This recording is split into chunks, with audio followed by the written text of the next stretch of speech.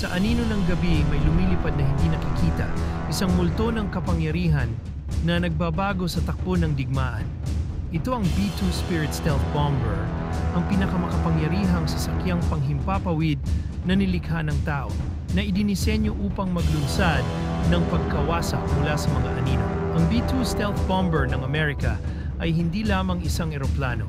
Ito ay isang advanced na strategic bomber na may kakayahang lumusot sa pinakamahigpit na depensa ng kaaway. Ang natatanging flying wing na disenyo nito at ang paggamit ng mga advanced na materyales ay nagpapahirap dito na matuntun ng radar, kaya ito ay isang hindi nakikitang banta.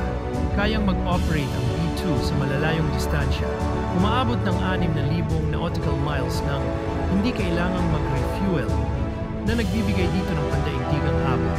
Ngunit hindi lang ito sa stealth at abot.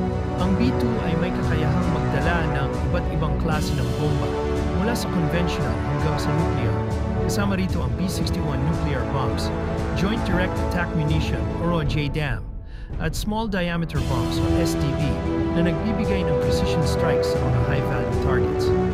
Ang kapangyarihan nito ay nasaksihan noong ginamit ito upang pasabugin ang 3 nuclear site ng Iran, na nagpakita ng kakayahan nitong maghatid ng kritikal na pinsala.